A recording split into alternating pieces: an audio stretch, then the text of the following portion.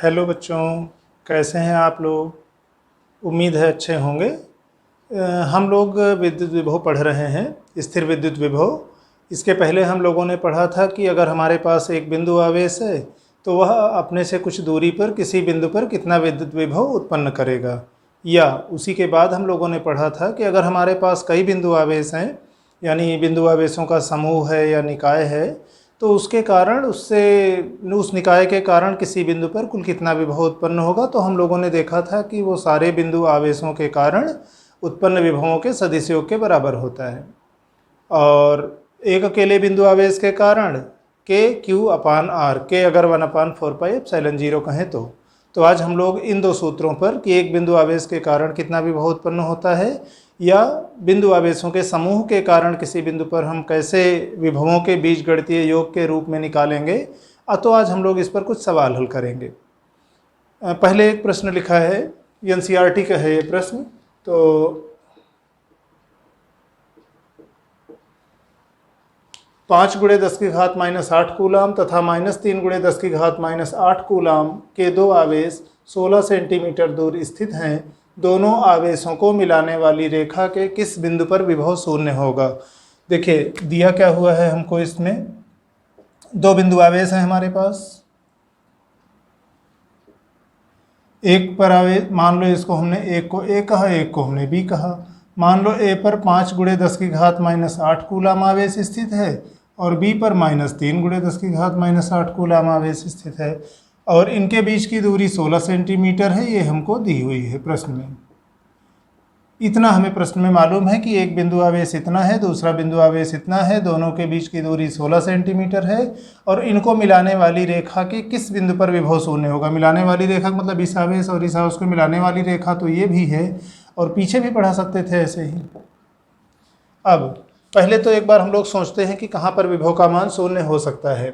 देखिए ये थोड़ा बड़ा आवेश है, ठीक है, ये धनावेश है, ये ऋणावेश है। बाकी परिमाण के हिसाब से देखिए तो भी ये थोड़ा बड़ा आवेश है, ये थोड़ा छोटा आवेश है। पहले तो एक बार देख लेते हैं कि इन दोनों आवेशों के बीच में कहीं विभव शून्य हो सकता है क्या। मान लो कहीं किसी बिंदु पर हम आए, ये वाला आवेश वहाँ पर धनात्मक विभव उत्पन्न करेगा और यह वाला आवेश उसी बिंदु पर ऋणात्मक विभव उत्पन्न करेगा। चूँकि विद्युत क्षेत्र की तीव्रता होती तब तो हमें दिशा देखनी पड़ती कि अच्छा ये धनावेश है तो अपने से दूर की ओर, ऋणावेश है तो अपनी ओर बल लगा रहा है। तो अभी हमें दिशा की चिंता नहीं करनी है, विद्युत विभव अदिश राशि है, हमें केवल परिमाण देखना है और चिन्ह देखना है। तो ये धनावेश यहाँ कहीं बिंदु मान लो हम बीच में लिए, अच्छा बिंदु पर कहाँ लेंगे बाद में बताते हैं। इस बिंदु बीच में कहीं बिंदु लेंगे तो ये धन विभव उत्पन्न करेगा और ये ऋणावेश उस बिंदु पर ऋण विभव उत्पन्न करेगा। हो सकता है कि इसके कारण जितना विभव उत्पन्न हो रहा है इसके कारण भी वहाँ उतना विभव उत्पन्न हो तो परिणामी 0 हो जाएगा। लेकिन एक चीज़ पर ध्यान दीजिए, ये थोड़ा बड़ा है, इसका असर ज़्यादा होगा, ये थोड़ा छोटा है तो इसका असर कम होगा। और भी हमारा किन दो चीज़ों पर निर्भर करता है, Q और R पर। बड़ा आवेश बड़ा विभव, कम दूरी ज़्यादा विभव। अब अगर आप बड़े आवेश से थोड़ी दूरी पर आ जाओ, मान लो इस बिंदु P पर जो कि हमारा x दूरी पर है, कहाँ से, मान लो A से हमारा x दूरी पर है, A से x दूरी पर है ये बिंदु P। तो ये वाली दूरी निकाल सकते हो, ये हो जाएगी x सेंटीमीटर मान लो कह लो, तो ये 16 - x सेंटीमीटर हो जाएगी यहाँ से यहाँ तक की दूरी। और वैसे लॉजिक के आधार पे हम लोग समझ सकते हैं कि बड़े आवेश के नज़दीक होगा ये बिंदु, क्योंकि बड़ा आवेश में आवेश का असर बड़े आवेश से दूर होगा। तो ठीक है, कहीं भी ऐसे समझ लो, बड़े आवेश से दूर होगा क्योंकि आवेश का असर ज़्यादा है तो दूरी कम कर दीजिए, और छोटे के पास होगा। बाकी सीधे निकाल लेते हैं। अभी प्रश्न में क्या है, ए और बी के हिसाब से मान लेते हैं कि माना ए पर आवेश यानी जिसको हम QA कह रहे हैं, ये हमारा हो गया 5 × 10⁻⁸ कूलाम। इसी प्रकार बी पर आवेश, बिंदु बी पर, वहाँ पर कितना आवेश है उसको मान लो आप QB कह रहे हो, तो -3 × 10⁻⁸ कूलाम। अब इनको मिलाने वाली रेखा पर ना, मिलाने वाली रेखा पर मान लो ए से और x दूरी पर अगर परिणामी विभव का मान 0 है तो इसका मतलब क्या है, a के कारण और b के कारण, दोनों के कारण वहाँ उत्पन्न विभवों का मान 0 होगा, यानी दोनों का जोड़ 0 होगा। अब दोनों के कारण हम विभव के मान रख देते हैं, आवेश हमें पता है, दूरी पता है, तो विभव के मान रख देते हैं। ये कितना होगा, चाहे तो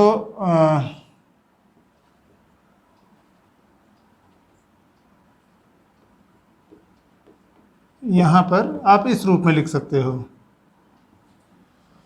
बार बार 1/4πε0 ना लिखना पड़े, अभी हम संक्षेप में के लिख लेते हैं। तो v बराबर के Q/r, वैसे तो 1/4πε0 Q/r है अगर Q आवेश रखा है तो।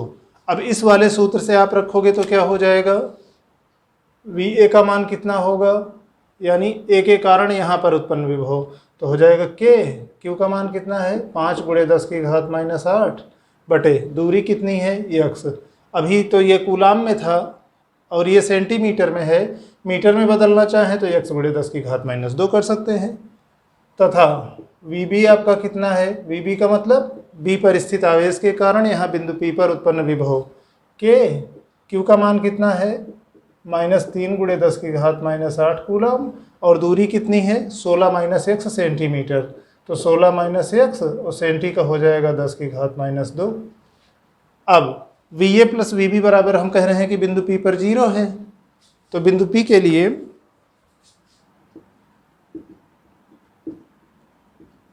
अब इन दोनों को आप 0 कर देंगे, कि हम चाह रहे थे कि उस बिंदु पर परिणामी विभव 0 हो जाए, तो दोनों को जोड़ दीजिए, k × 5 × 10⁻8 बटे x × 10⁻2 प्लस यहाँ आप ध्यान दीजिए ये माइनस चिन्ह है ना, माइनस को अलग कर लीजिए, -k 3 × 10⁻8 बटे 16 - x × 10⁻2 बराबर 0। ठीक, अब जब ये दोनों 0 होंगे तो इसका मतलब हम इनको बराबर कर सकते हैं। इसको आप उधर लेके चले जाओ, या k × 5 × 10⁻8 बटे x × 10⁻2 बराबर k × 3 × 10⁻8 बटे 16 - x × 10⁻2। अब कई राशियाँ कट जाएंगी, एक तो k कट जाएगा, 10⁻8 कट जाएगी, 10⁻2 कट जाएगी, इधर क्या बचेगा 5/x, और इधर क्या बचेगा 3/16 - x। सरल कर लेंगे, पर ध्यान दीजिएगा यहाँ x सेंटीमीटर में है, तो जो हमारा उत्तर आएगा वो सेंटीमीटर में आएगा, यहाँ हमने भले मीटर में बदल लिया था। हाँ, इस तरह के प्रश्न में एक चीज़ और ध्यान रखेंगे, हम इसको सेंटीमीटर में ना भी बदलते, खाली x और 16 - x रहने देते तो भी कोई दिक्कत ना होती। अभी फ़िलहाल यहाँ से तिर्यक गुणा कर लें तो ये इसके साथ गुणा हो जाएगा, 80 - 5x बराबर ये इधर आ जाएगा 3x, 5x को इधर लेके चले आओ तो 8x बराबर 80 या x बराबर 10 सेंटीमीटर। तो ये एक उत्तर हुआ कि हमारा A से आप 10 सेंटीमीटर दूरी पर आओगे तो वहाँ पर परिणामी विभव का मान 0 होगा। और एक चीज़ यहाँ से ध्यान दीजिए, 10 सेंटीमीटर जब A से दूरी है तो B से दूरी कितनी होगी 16 - 10 यानी 6 सेंटीमीटर, यानी छोटे वाले आवेश के नज़दीक हैं, बड़े वाले आवेश से दूर हैं, जहाँ पर परिणामी विभव का मान 0 है। तो एक उत्तर तो हमारा ये हुआ। एक चीज़ और हम देखते हैं, क्या इन दोनों आवेशों को मिलाने वाली रेखा पर हम इधर आगे बढ़ते या इधर पीछे की तरफ आते तो क्या कहीं ऐसा हो सकता था कि परिणामी विभव का मान 0 हो। तो देखते हैं, अगर हम इस रेखा पर B से और दूर आगे की ओर जाते, मान लो यहाँ कहीं आते, मान लो अब हमारा बिंदु P नहीं है, P1 है, P1 पे क्या हो सकता था, अब P1 की दूरी यानी यहाँ से तो कम है, यहाँ से ज़्यादा है, दूरी बढ़ते बढ़ते हाँ यहाँ भी ऐसा कहीं हो सकता है कि ये छोटे आवेश से कम दूरी पर जितना विभव उत्पन्न होगा ऋण विभव उतना ही बड़े वाले आवेश से थोड़ा ज़्यादा दूर जाने पर उत्पन्न होगा। जैसे बीच के लिए हमने कहा था कि बराबरी अगर आप करना चाहते हो तो एक बड़ा आवेश है, एक छोटा आवेश है, दोनों के कारण चाहते हो कि उत्पन्न विभव के परिमाण बराबर रहें तो बड़े वाले आवेश से थोड़ा दूर रहो, छोटे वाले आवेश के पास रहो। अब संभव है, इधर P1 पर संभव है कि बड़े वाले आवेश से हमारी दूरी ज़्यादा रहेगी, छोटे वाले आवेश से दूरी कम रहेगी, और हो सकता है इसके कारण यहाँ जो उत्पन्न विभव है इसके कारण भी उत्पन्न विभव समान हो परिमाण में, चिन्ह में विपरीत हों, और वहाँ पर विभव शून्य हो जाए। तो अच्छा, तो यह दूसरी एक स्थिति यहाँ मिल सकती है। अच्छा, क्या इधर हम दूसरा P2 दूसरी स्थिति एक और पा सकते हैं? तो इधर क्या होगा, इस बिंदु पर आप देखोगे तो बड़े वाले आवेश से आप कम दूरी पर हो, छोटे वाले आवेश से ज़्यादा दूरी पर हो। छोटे वाले आवेश का ऐसे ही असर कम है, उससे दूर चले जाओगे तो असर और कम हो जाएगा। बराबरी का कोई मतलब नहीं, बराबरी नहीं हो पाएगी, क्योंकि बड़े वाले आवेश के हमको पास रहना है, बड़े वाले आवेश से हमको दूर रहना है छोटे वाले आवेश के पास संतुलन के लिए। तो बड़े यहाँ तो आप अगर इस साइड में कहीं भी रहोगे, चाहे यहाँ रहो, कहीं भी चले जाओ, तो बड़ा वाला आवेश ज़्यादा नज़दीक होगा, छोटा वाला दूर पड़ जाएगा। छोटे वाले के एक तो आवेश का ही परिमाण कम, ऊपर से अगर आप दूरी भी बढ़ा दोगे तो बराबरी नहीं कर पाएगा। इसका मतलब इस दिशा में हमारा संतुलन नहीं मिलेगा, यानी परिणामी विभव शून्य नहीं मिलेगा, लेकिन इधर मिल सकता है। तो हम लोग क्या कहेंगे कि अभी हमारे पास ये केस 1 है। एक स्थिति है कि x बराबर 10 सेंटीमीटर आया है कि जब आप आवेश A से 10 सेंटीमीटर दूर, यानी दोनों बिंदु आवेशों के बीच में हो, तो विभव का मान शून्य है। अब दूसरा हम लोग देखते हैं कि अगर A से हम x सेंटीमीटर बाहर की ओर आ गए हैं, मतलब B से बाहर चले आए हैं, तब फिर हमारा दूरी क्या होगी। तो दूसरे भाग को उसको देखते हैं। तो अभी पहले भाग में हम लोगों ने निकाला था कि इन दोनों बिंदु आवेशों पर बीच में आप आ जाइए A से 10 सेंटीमीटर दूरी पर, तो विभव का मान शून्य था। एक और स्थिति, चूँकि हमने कहा था 2 स्थितियां हमको मिल सकती हैं, तो ये दूसरी स्थिति है कि यहाँ भी हमारा विभव का मान शून्य होगा। तो हम लोगों ने अभी बात की थी कि अगर हम इसके बाईं ओर रहते हैं, इधर कहीं रहते हैं, तो चाहे हम जहाँ रहें बड़े वाले आवेश से हमारी दूरी कम रहेगी, छोटे वाले आवेश से दूरी ज़्यादा रहेगी, और संतुलन के लिए हमें छोटे वाले आवेश के पास रहना है। तो इसका मतलब इस निकाय के बाईं ओर तो कहीं पर विभव का मान शून्य नहीं होगा।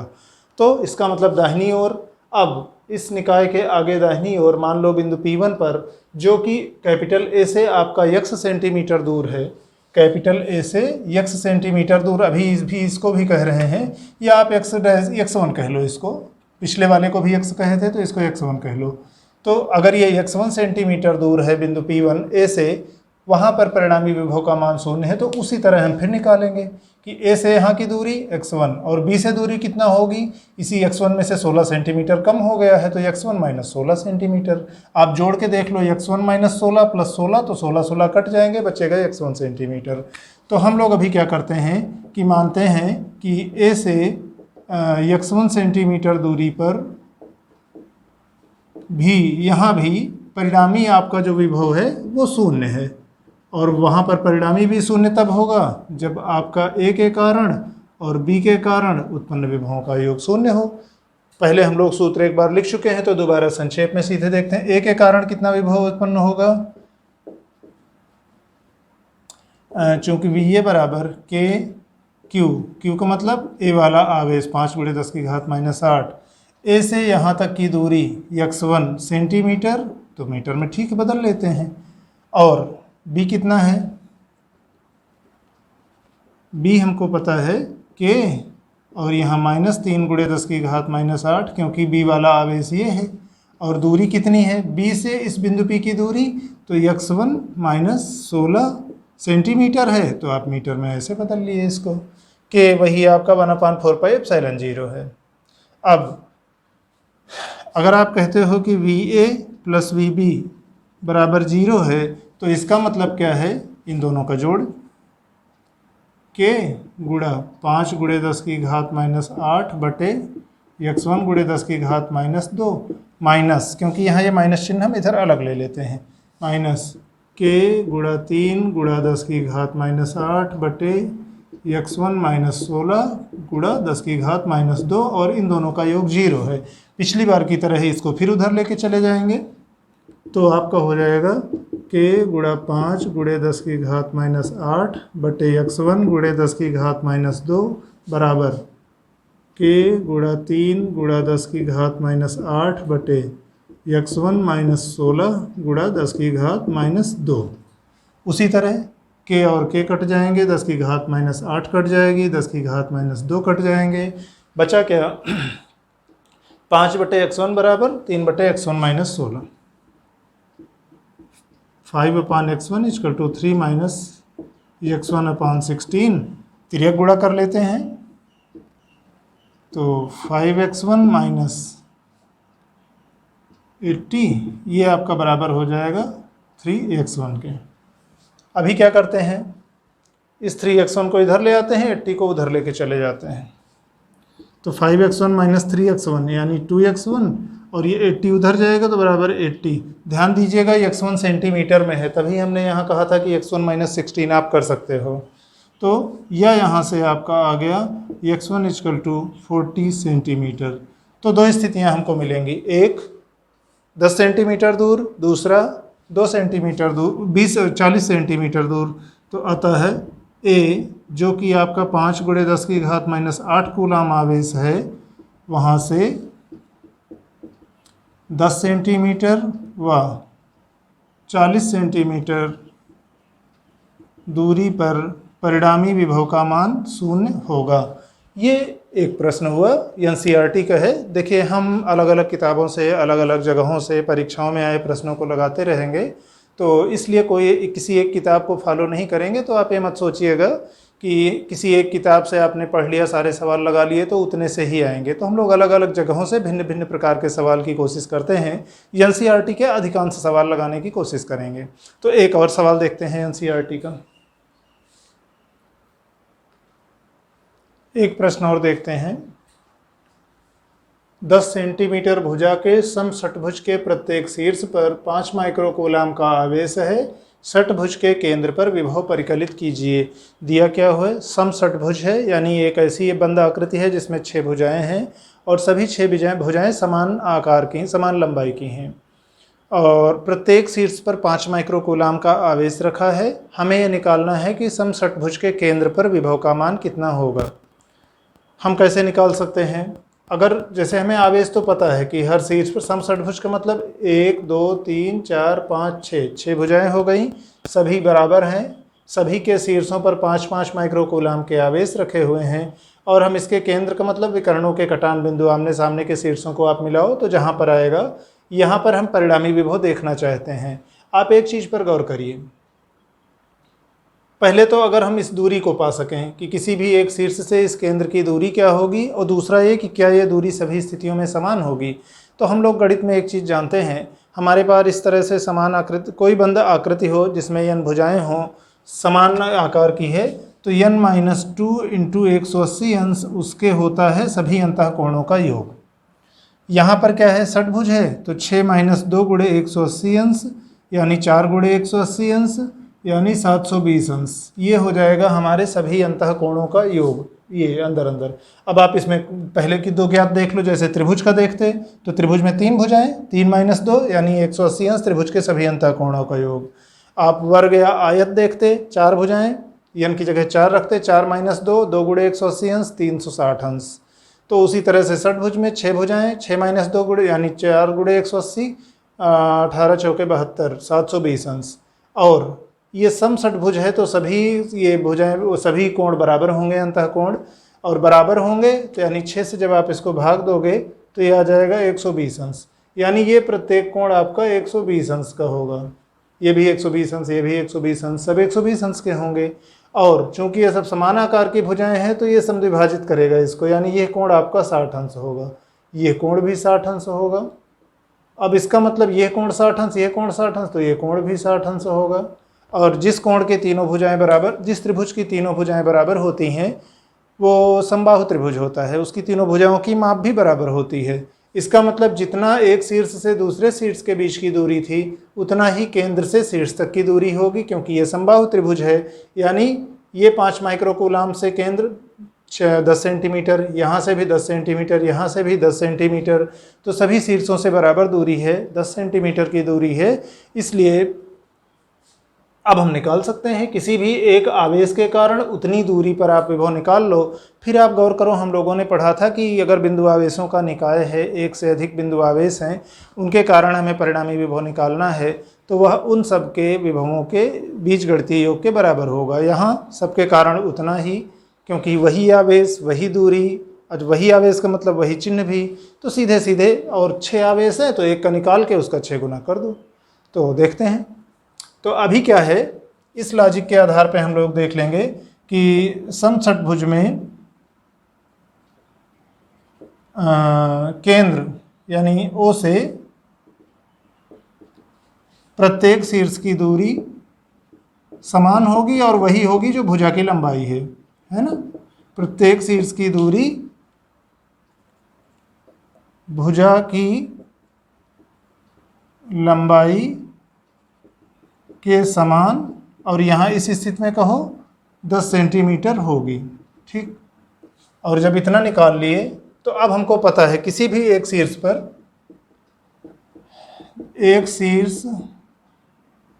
पर जो आवेश स्थित है, पर आवेश के कारण O पर विभव, कितना विभव उत्पन्न हो रहा है। मान लो आप एक के कारण कह रहे हो, तो SI सिस्टम में 9 × 10 की घात 9 1/4πε0 की जगह 9 × 10 की घात 9 Q/R। Q कितना है, 5 माइक्रो कूलाम। माइक्रो का मतलब 5 × 10 की घात -6, और दूरी कितनी है 10 सेंटीमीटर, यानी 10 × 10 की घात -2 मीटर। कहाँ से हम इसको ले आए, हमें ये पता था V बराबर 1/4πε0 Q/R, और Q को हमने माइक्रो कूलाम में माइक्रो हटा दिया, और सेंटीमीटर में दूरी थी तो इसमें मीटर में लिख लिया। अब जो उत्तर आएगा वो हमारा वोल्ट में आएगा। सरल कर लेते हैं, या इसी से यहाँ जाएगा V1 बराबर 9 और 5 का गुणा करोगे 45, 10 की घात 9 और -6 10 की घात 3, और नीचे 10 की घात -1, यानी ये हो जाएगा 45 × 10 की घात 4 वोल्ट। 10 की घात -1 ऊपर जाएगा। ठीक, अब हमारे पास 6 शीर्ष हैं, तो सभी शीर्षों से इतना ही विभव उत्पन्न होगा,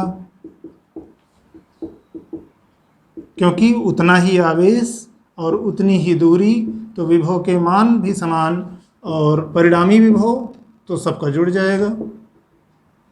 तो परिणामी आपका क्या होगा, क्योंकि यहाँ चिन्ह की कोई बात तो है नहीं, तो जो भी है V1 + V2 + V3 + V4 + V5 + V6, 6 थे तो सभी 6 का जोड़, ये और सब बराबर हैं तो 6V1, इसका मतलब 6 × 45 × 10 की घात 4 वोल्ट। या अच्छा, यहाँ भी V है, यहाँ भी V है, कन्फ्यूजन से बचने के लिए इसमें मान लिख लेते हैं। या V बराबर गुणा कर लो, 6 × 5 = 30, 6 × 4 = 24, 3 × 7 = 27, 270 × 10 की घात 4 वोल्ट। या हम लोग जब साइंटिफिक नोटेशन में लिखते हैं तो इसको 1 से 10 के बीच में रखते हैं, दशमलव यहाँ है, 1 अंक पीछे लाए 2 अंक पीछे लाए, तो ये हो जाएगा 2.7 × 10 की घात 2 × 10 की घात 4 वोल्ट।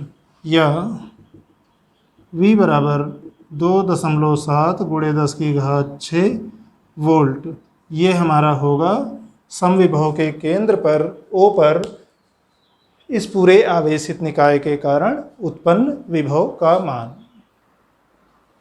एक सवाल और देखते हैं। ये प्रश्न भी NCERT का है, पिछला इसके पहले जो प्रश्न लगाए थे वो भी NCERT का ही है। B भुजा वाले एक घन के प्रत्येक शीर्ष पर q आवेश रखा है। इस आवेश विन्यास के कारण घन के केंद्र पर विद्युत विभव तथा विद्युत क्षेत्र ज्ञात कीजिए। क्या क्या मालूम है कि एक घन है, घन का मतलब जिसकी लंबाई चौड़ाई ऊंचाई तीनों समान है, उसकी भुजा B है और उसके प्रत्येक शीर्ष पर q आवेश रखा है। जैसे वर्ग होता है, वर्ग 2 विमाओं में होता है, घन 3 विमा में होता है। जैसे आप जब किसी कमरे के अंदर हो, कल्पना करो कि उस कमरे की लंबाई चौड़ाई और ऊंचाई तीनों अगर एक समान है तो वो एक घन होगा। तो ऐसे घन के प्रत्येक शीर्ष पर आपका q आवेश रखा है, और आप सोच के देखिए कि कुल कितने शीर्ष होंगे। मान लो आप जिस कमरे में ही हो, आप सोच के देखो तो आपको लगेगा कि ठीक है, आप 8 शीर्ष होंगे आपकी जगह। जैसे एक कोई कमरा है 1 2 3 4, उसी तरह इधर 5 6 7 8। आप फिर किसी भी तरफ से देखना तो आ जाएंगे।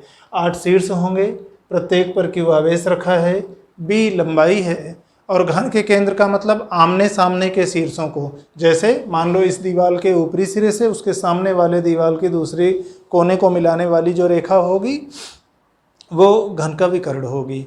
वर्ग के विकर्ण का सूत्र, वर्ग के विकर्ण की लंबाई क्या होती है? अगर वर्ग की भुजा यल है तो वर्ग की का विकर्ण यल रूट 2 होता है, भुजा में वर्गमूल 2 से गुणा कर दो।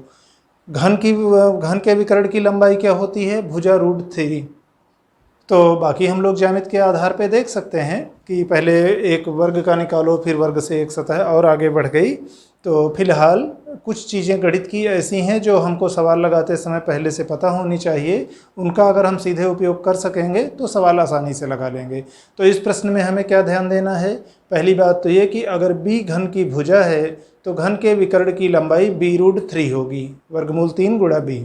फिर और जो घन का केंद्र होगा, जैसे मान लो इस शीर्ष से हमने इस सामने वाले शीर्ष को मिलाया तो ये b रूट 3 होगा, और ये इसी तरह इस शीर्ष से इस शीर्ष को मिलाया तो ये b रूट 3, इसी तरह इससे इसको मिलाएंगे, इससे इसके सामने ये है मिलाएंगे। तो जब विकर्ण की लंबाई, तो अभी एक चीज़ हमें क्या पता है कि जो घन का विकर्ण है वो आपका कितना होगा? वो हो जाएगा, चूँकि वो भुजा रूट 3 होता है तो इसका मतलब b रूट 3 हो जाएगा। एक चीज़ पता है। दूसरा, जो केंद्र होगा, विकर्णों का कटान बिंदु होगा, विकर्णों को समद्विभाजित करेगा। यानी केंद्र से आप किसी एक शीर्ष की दूरी लो तो वो विकर्ण की लंबाई का आधा होगी। तो अभी मान लो हम कह रहे हैं कि घन का जो केंद्र है, घन का केंद्र O, ये शीर्ष से कितना दूर होगा? प्रत्येक शीर्ष से तो b रूट 3, ये विकर्ण की लंबाई बटे 2, इतना दूर होगा। अब हमें क्या क्या पता है? दूरी पता हो गई है, चूँकि घन है, प्रत्येक शीर्ष से इतना दूरी है, प्रत्येक शीर्ष पर बराबर आवेश रखा है, Q आवेश सब जगह रखा है, सब आवेशों से बराबर दूरी है। अभी इसके पहले वाला प्रश्न हम लोग जैसे समषटभुज वाले में लगाए थे, वही आवेश उतनी ही दूरी सबका जुड़ता चला जाएगा। तो परिणामी क्या हो जाएगा? एक का कारण जितना विभव केंद्र पर उत्पन्न हो रहा है, कुल परिणामी चूंकि 8 जगह से वैसा ही हो रहा है तो 8 का जोड़, 8 बार वही चीज़ जोड़ रहे हो, मतलब आप 8 से गुणा कर दो। तो इस तरह से हम लोग परिणामी विभव निकालते हैं। तो पहले एक शीर्ष से देखते हैं। तो किसी एक शीर्ष से केंद्र पर कितना विभव होगा?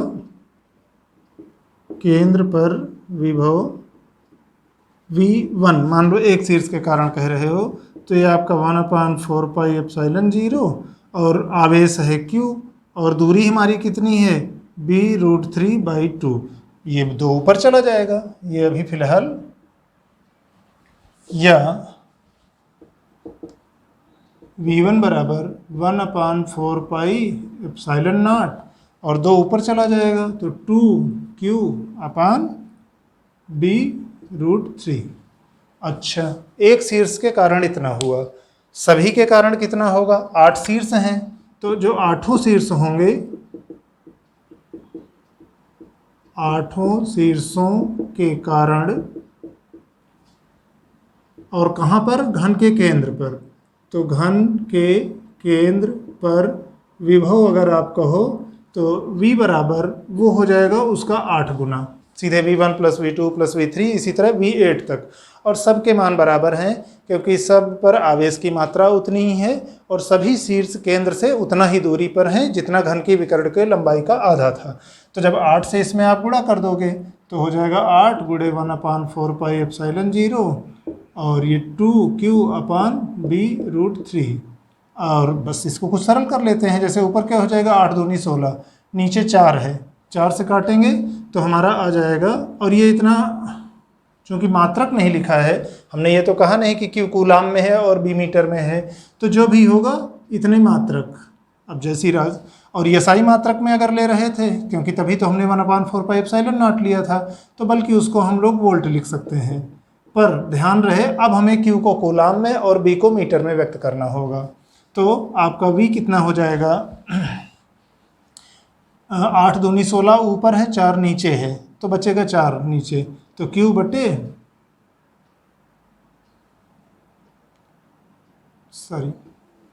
16 ऊपर है, 4 ऊपर बचेगा, 4Q अपान, और नीचे क्या बचेगा, √3 पाई एप्सिलॉन नॉट B, इतने वोल्ट। पर यहाँ ध्यान देना, यहाँ आपका Q कूलाम में होना चाहिए और B मीटर में होना चाहिए, क्योंकि तभी हमने 1/4 पाई एप्सिलॉन 0 लिया था SI मात्रकों के लिए। अब इसी तरह आते हैं विभव पर, विभव तो हो गया। अब इसी तरह आते हैं विद्युत क्षेत्र पे। हमको दो चीज़ें निकालनी थी, केंद्र पर विद्युत विभव कितना होगा और केंद्र पर विद्युत क्षेत्र कितना होगा। विद्युत क्षेत्र में पहले हम जरा आमने सामने के दो शीर्षों पर गौर करते हैं। इस वाले, अच्छा, सारे एक प्रकार के चिन्ह के आवेश हैं, तो ये अगर धनावेश है तो ये भी धनावेश है। मान लो अगर ये Q धनावेशित होता तो इस धनावेश के कारण यहाँ पर किस दिशा में विद्युत क्षेत्र उत्पन्न होता, यहाँ पर ये अपने से दूर उत्पन्न करता, और ये वाला ये अपने से दूर उत्पन्न करता। चूंकि आवेश बराबर हैं, दूरी बराबर है, तो उत्पन्न विद्युत क्षेत्र की तीव्रताएं भी बराबर होती परिमाण में, लेकिन दिशाएं विपरीत हैं। तो इस तरह से क्या होगा, आमने सामने के जो शीर्ष हैं उनके कारण जो विद्युत क्षेत्र की तीव्रता उत्पन्न होगी एक दूसरे को निरस्त कर देगी। यह प्रत्येक जोड़े के साथ होगा। आप किसी भी शीर्ष को देख लो, प्रत्येक शीर्ष पर जो आमने सामने स्थित आवेश हैं वो एक दूसरे के कारण केंद्र पर समान तीव्रता का विद्युत क्षेत्र उत्पन्न करेंगे, पर उसकी दिशा विपरीत होगी। अतः सममिति के कारण वो एक दूसरे को निरस्त कर देंगे, और निरस्त कर देंगे तो वहाँ पर परिणामी विद्युत क्षेत्र की तीव्रता एक शीर्ष पर स्थित आवेश के कारण शून्य, इसी तरह शेष अन्य 4 शीर्षों के कारण, शेष अन्य 3 शीर्षों के कारण देखोगे तो कुल परिणामी क्षेत्र की तीव्रता शून्य होगी। तो हमें विद्युत क्षेत्र की तीव्रता शून्य के लिए ये कहानी लिखनी रहेगी। एक बार फिर से रिपीट कर देते हैं, हम संक्षेप में एक आध लाइन लिख देंगे। तो घन के केंद्र पर सममितता के कारण, ड्यू टू सिमेट्री, किसी भी शीर्ष के आमने सामने के स्थित आवेश समान तीव्रता का विद्युत क्षेत्र उत्पन्न करेंगे, लेकिन विद्युत क्षेत्र के दिशाएं विपरीत होंगी, तो दोनों घटक दोनों प्रभाव एक दूसरे को निरस्त कर देंगे। प्रत्येक शीर्ष के कारण ऐसा ही होगा। तो पूरे घन के कारण केंद्र पर नेट विद्युत क्षेत्र की तीव्रता शून्य होगी। क्यों? क्योंकि सममितता के कारण प्रत्येक शीर्ष अपने सामने वाले शीर्ष के द्वारा निरस्त हो जाएगा। तो अभी हम संक्षेप में लिख लेते हैं, बाकी जो हमने बोला है वो आप लिख सकते हो। तो केंद्र पर आपका जो परिणामी विद्युत क्षेत्र की तीव्रता है वो हो जाएगी शून्य। क्यों? क्योंकि सममितता, सिमेट्री के कारण जो आपके आमने सामने के शीर्ष होंगे, मतलब शीर्षों पर स्थित आवेश हैं, वे एक दूसरे के कारण जो ई उत्पन्न होगा उसको निरस्त कर देंगे। आमने सामने के शीर्ष एक दूसरे के कारण उत्पन्न ई को निरस्त कर देंगे। तो अभी आज के लिए इतना ही। आगे फिर हम लोग कुछ पढ़ते हैं इसमें, तो आप लोग अभ्यास करते रहिए, पढ़ते लिखते रहिए। धन्यवाद।